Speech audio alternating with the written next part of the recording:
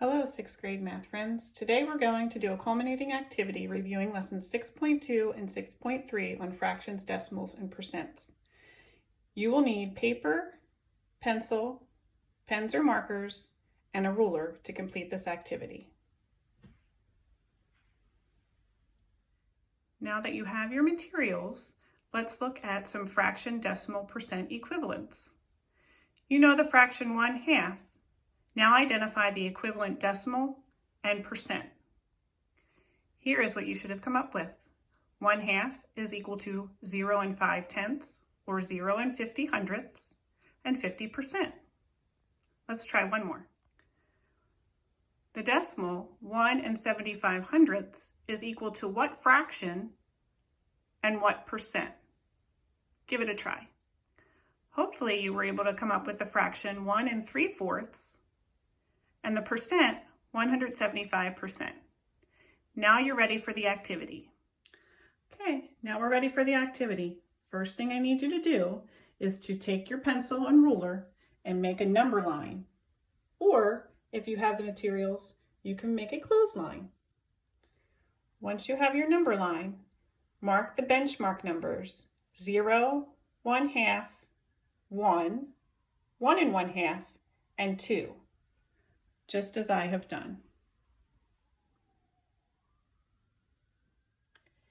Step 3, you're going to use these 7 values: 3/5, 0 and 201 thousandths, 78%, 0 and 46 hundredths, 160%, 1 and 6/7, and 3/10%. Go ahead and order them from least to greatest, but don't place them on your number line just yet. Okay, now that we have our numbers ready, we need to order them from least to greatest. So let's make sure we can find their equivalent values.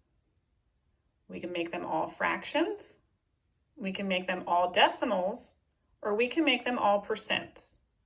You choose. Okay, so I noticed that most of my numbers were percents, so I chose to change all my numbers into percent equivalents. Notice how I changed 3/5 to 60 hundredths, which is 60%.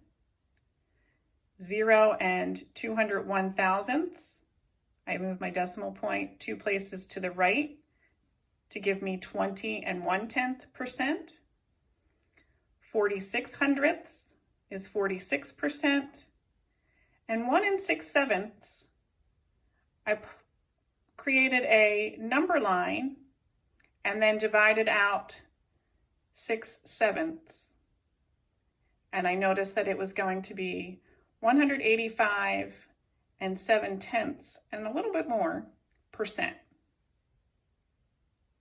Hopefully your numbers look the same. This is what I came up with. What does yours look like? Make sure you understand the order of the numbers from least to greatest before moving on. Now you're ready to place them on the number line. Remember, your benchmark numbers are there to help.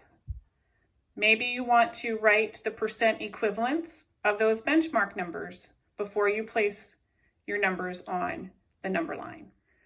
Okay, so now that we have our number line ready and our numbers ready, all in percents or all in fractions or all in decimals, we're ready to place them where they would fall on the number line. Okay, here are the answers. How'd you do?